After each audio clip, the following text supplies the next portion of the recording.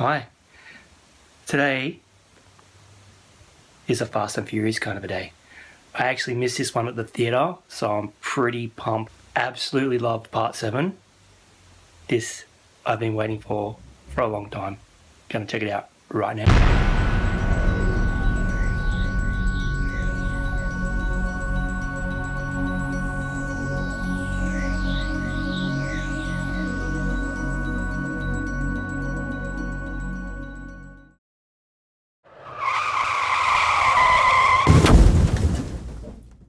Okay, so The Fate of the Furious starring Vin Diesel, Dwayne The Rock Johnson. Does he still go by that? The Rock, Michelle Rodriguez, Tyrese Gibson, Ludacris, Charlize Theron, Kurt Russell, Helen Mirren, Luke Evans, and Scott Eastwood. That's a hell of a cast. These movies are just fantastic. Honestly, ever since the first one, The Fast and the Furious back in the day, essentially was just a remake of Point Break. Each movie in this franchise, a few hiccups at the beginning. The first one was really good. Too Fast, Too Furious, not so much. Tokyo Drift.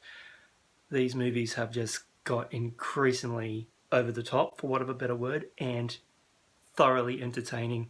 Part 7 for me was the pinnacle in the series up to that point. This one does not quite reach those heights, as Part 7 being the film that we lost Paul Walker in, much more of an emotional grunt to it, especially the ending. It left everyone teary-eyed. So that movie, with its over-the-top action, all the silly fun, plus the somberness and the real loss of a real-life person, just elevated that movie to some massive heights for me.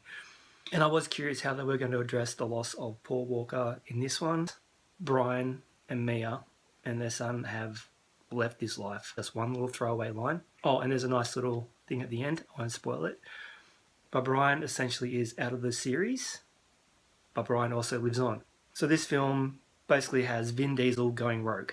After so many films in the franchise, they really needed to do something a little bit different. So what better way than have the main character go dark? Charlize Theron coerce Dom into working for her. He separates away from his crew, from his family, and there you have it.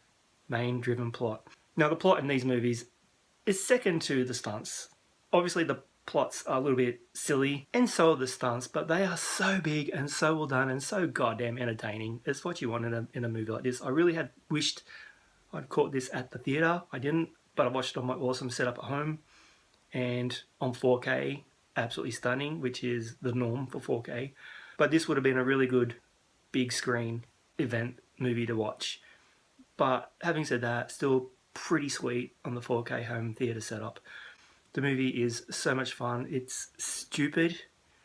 It's over the top. It's ludicrous. See what I did there? It's fun and it's entertaining, and it really makes you wonder where they're going to go from here. Each movie kind of ups the one previous. So having a car chase involving a submarine is pretty up there, and I really don't know where they're going to go from there. So this one was set in New York, so I like the way that all the movies are set in different locales. So they've gone very James Bondian, Mission Impossible style. They've really gone a long way from the street car racing thieves of the first one. And what I really like about these movies now is the cast. They're increasing the cast by adding such caliber actors to the roles. I mean, Charlize Theron, Kurt Russell, Jason Statham. I mean, it seems also like every villain from the previous movie graduates into a hero role in the next film. So pretty much everyone in this movie could be the lead, or has been, or is a lead in their own film of the same caliber. So I like that it's an ensemble piece. Everyone's working together and having a hell of a good time doing it. Once again, it's all about family, and there is just so much testosterone dripping off this movie. It's crazy big, but I had a really, really good time watching it. 7's still my favourite in the series, but this is up there, man. The Fast and the Furious franchise, they're just fun.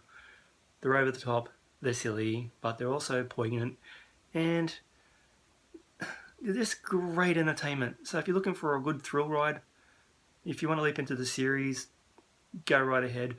Like I said, a few speed bumps at the beginning, but pretty much from 4 and 5 onwards, it just goes 1,000 miles an hour. It's all about cars. I'm not even really a car guy, but I love these racing movies, and the action and the stunts, just awesome. I'll give it high praise.